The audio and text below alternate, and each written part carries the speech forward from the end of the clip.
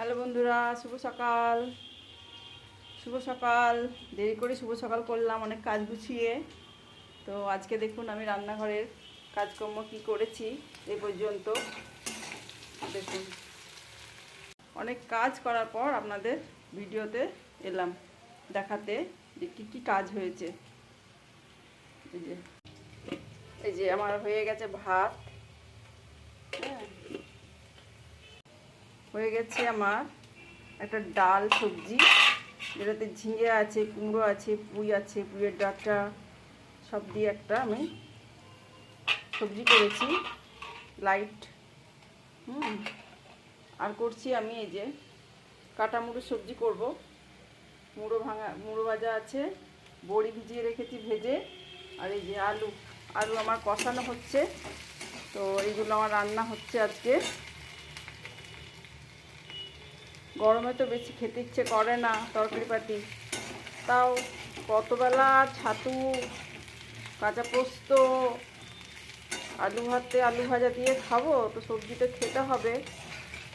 ইচ্ছে তো করে না গরমে, তো করি মাঝে মাঝে, যেদিন যেরকম। গরমে তো আমার ওই বেসন বড়া চটকানো, এটা ওটা টুকটাক মাছ চটকানো এসবই ভালো লাগে। তো তাও কিছু রান্না করতে হয়, মাঝে মাঝে খেতেও ইচ্ছে করে, বেশি না হলেও করি রান্না। তো দেখুন আমার আলু কষাটা হয়ে গেছে। এখানে দিয়ে দেবো জল। আলুটা ভেজে কষে নিলাম, একটু সেদ্ধ হবে। আলুটা একটু সেদ্ধ হলে আমি মুড়োগুলো দিয়ে দেবো। আমার কাটা মুড়ো সবজি খুব ভালো লাগে, কিন্তু এত গরমে এত ভালো লাগে না, তাহলেও করি, খেতে ভালোবাসি তাই জন্য করি। তাছাড়া আমার এই যে বড়ি আছে না, বড়ির পোস্ত, টুকটাক রান্না এসব ভালো লাগে। পোস্তটাই বেশি খাওয়া হয় গ্রীষ্মকালে, তরকারিপাতি করতে ভালো লাগে না বেশি।